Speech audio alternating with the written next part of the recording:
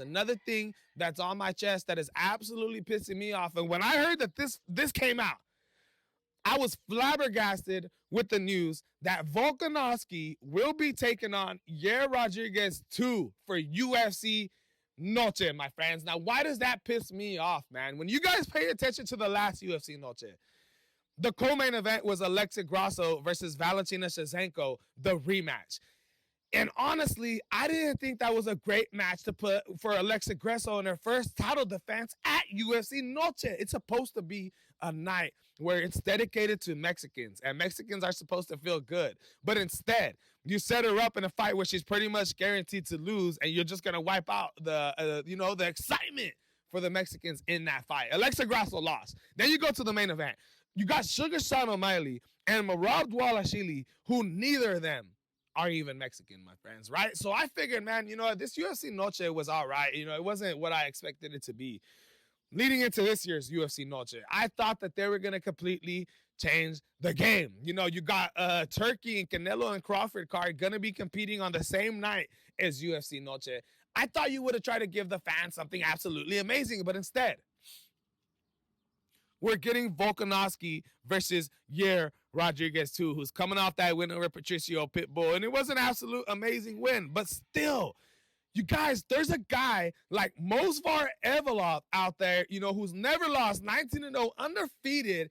And if you look at his last 3 wins, dude, are you kidding me? He already beat Diego Lopez, who just competed for the title against Volkanovski in a 5-round war, even dropping Volkanovski once, right? Then he comes back and beats Arnold Allen, right? And then he comes out and fights the ex-world champion Aljamain Sterling, my friends. Hey, if you're telling me right now, and he wiped throw those guys, bro. They're absolutely easy fights for Movsar Evloev. And for him to absolutely run through those opponents and the name of those opponents and still not be in talks of getting a title shot, because we know that Movsar Evloev is going to be fighting Aaron Pico.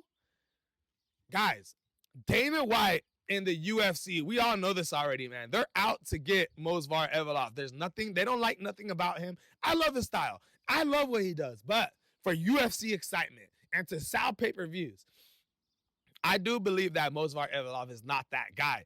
And Dana White does not want to let that opportunity go where what happens if Movsar beats Volkanovski. And now you got some of the worst champions in UFC history when you talk about selling numbers, pay-per-view numbers. Could be the worst line of champions that we've ever had, my friends, especially JDM. The guy doesn't even talk. He has no excitement behind him. I wanted him to beat Belal Muhammad.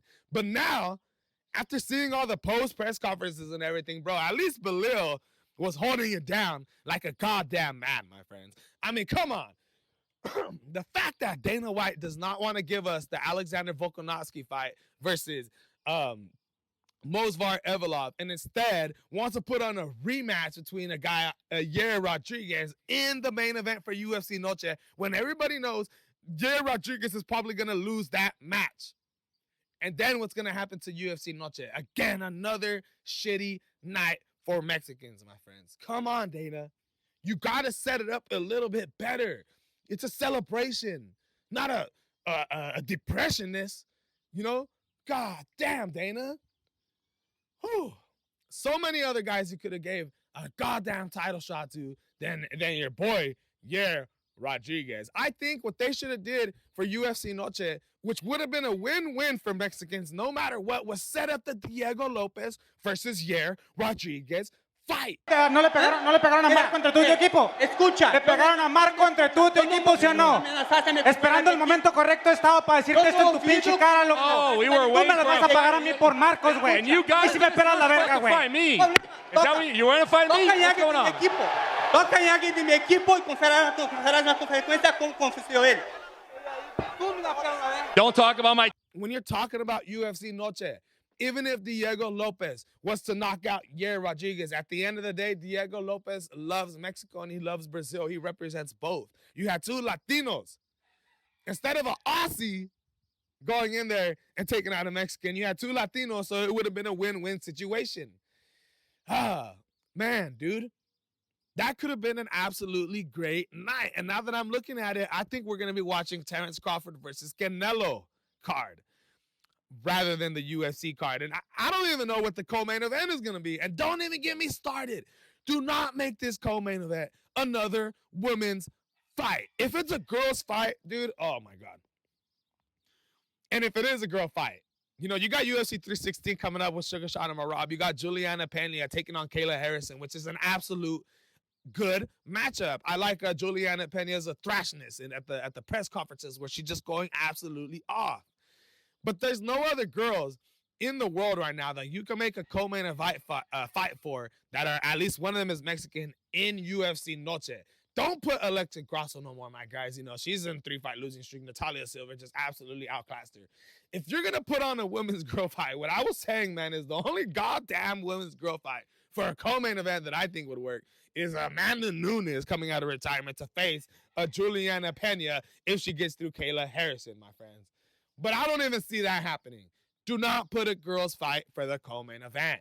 Give us something exciting, my friends. Hey, this news with Alexander Volkanovski versus Yair Rodriguez 2 for UFC Noche is just not having it, my friends. Just not having it, man. My name is Alex Ramos. Like and subscribe to the channel if you agree with me. And if not, hey, I'm out.